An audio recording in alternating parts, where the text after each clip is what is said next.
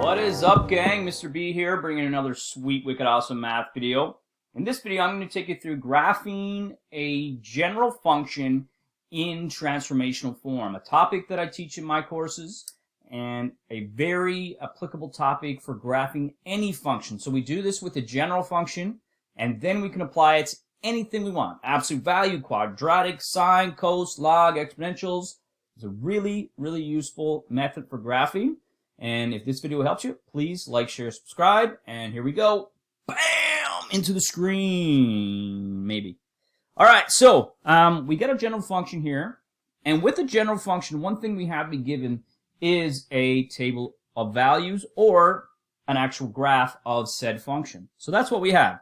And a lot of times when we have these general functions, you get kind of these wonky lines or things like that, because we don't want to confuse it with a specific function like a sine function or a quadratic. So we want to have something that's kind of, looks a little bit different.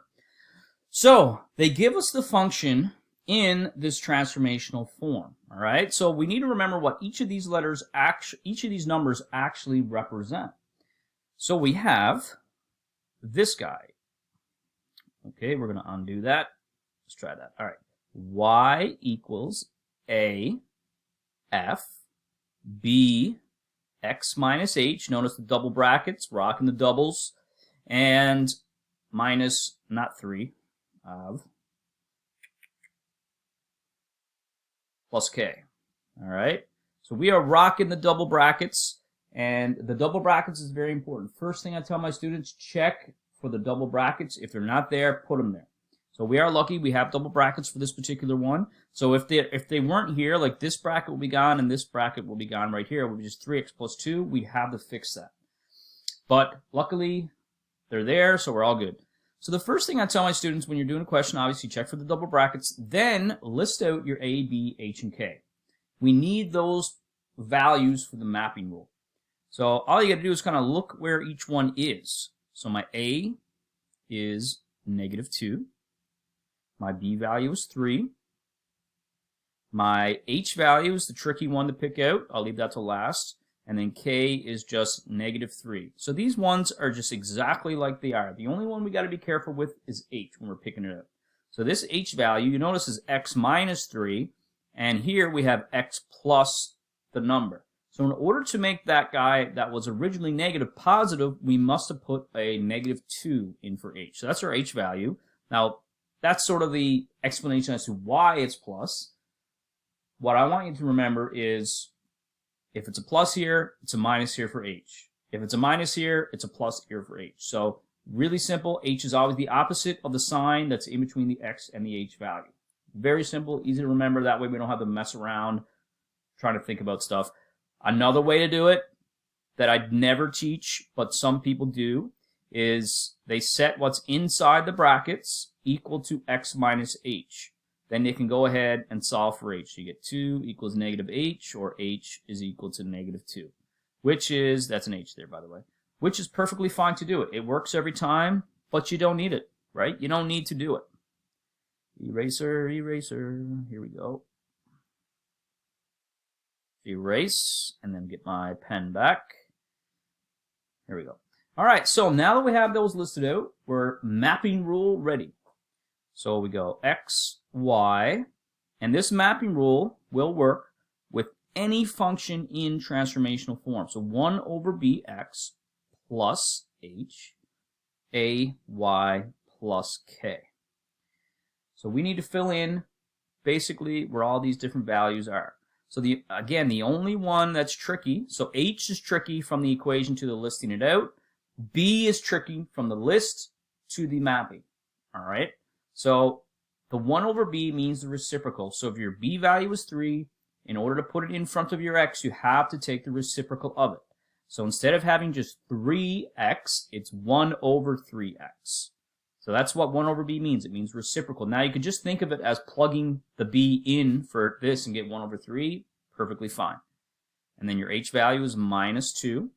Then it's a, so -2, y plus k, which is -3. So I'm going to erase that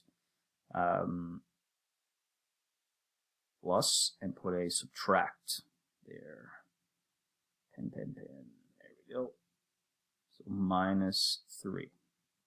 All right, so now that we have that, we need a table to transform. That's what a mapping rule does. It takes a bunch of coordinates and transforms them into our new function. So we have x, y, and we got to identify these points. So -2 and -6. So -2. Oh my God, what is going on? -6 and -2. I told you guys I'm the king of the simple mistake. For some reason, my brain malfunctions randomly, and that was one of them. So -6, -2. But we all make mistakes. And then -3, -2. So -3, -2, +2. And then 0, 0, 0, 0. And then 6 and 1. So 6 and 1. And then all we need to do is, this is like our old table, or f of x. And this is our new table. So the new table has lots of different names. I usually call it the new table. Easy to remember. In a test, some people might call it the image. Or you might see it written as g of x. I normally do just f prime. And this is new. All right, so now what we do is we run all these points through the mapping rule. So you can use your calculator, you can mental it, whatever you like. So it's just, this point goes in for x. So 1/3 times -6 is -2, minus 2 is -4. And if I'm going to make a mistake in this video, it's going to be here. And I don't have my students who always got my back to help me out. -3 times 1/3 is -1, minus 2 is -3. And then 0 is -2, and then we put a 6 in there. 6 divided by 3 is 2, minus 2 is 0. All right, that makes sense. And we'll put the -2 in there, so 2 times -2 is 4, minus 3 is 1. And then +2, so that's -4, minus 3 is -7. And then 0, that's going to be -3. And then we put the 1 in, and that'll be -5. So one thing I would suggest as a person who makes a ton of simple mistakes, and simple mistakes, if you know everything, if you know how to do things, it's what's going to drop your average. You want to get a 90, then you make simple mistakes, you get an 80, that kind of thing, right? So I've been punished many times in my school life for that. So my suggestion will be is check this table over, all right? So I'm just going to do a quick check, and this is just to make sure. So -6 divided by 3 is -2, minus 2 is -4. And then I'll do this one, -3 divided, so that's -1, yep, so that's good. And then I'll just randomly pick a point here to -4, minus 3, that's good. Yep, so I think we're good, all right? So now that we have this new table, really all we have left to do is to graph it.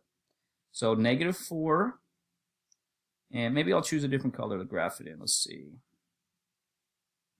Let's go red. So -4 is right here, +1. So there's our first point. -3 is right here, -7 all the way down here. And then -2. -2 is right here, and then -3. Just like that. And then 0, -5. Just like that. So we'll draw in those points, connect them up as best we can. And again, I'm going to check to make sure I graphed those particular points correct, and we'll see. So -4 and 1, -3, -7, -2, -3, and then 0 and -5. All right, and then we label that graph with whatever particular label we're giving it, f prime of x, g of x. You can actually put the function there if you wanted to with all the transformational stuff in it. Totally up to you. Now there might be some follow-up questions like what's the domain or describe the transformations. I'm not showing that in this video, but if you need a video like that, I just made one. So you can look up describing the transformations, and I'm sure that I probably got one there on the domain as well. All right, everybody, thanks for watching. I really appreciate all the support you guys give me on my channel. If this video helps in the littlest tiny way, like, share, subscribe, and I will see you guys in class. Peace! A lot of boring math later. Get the fork out of here.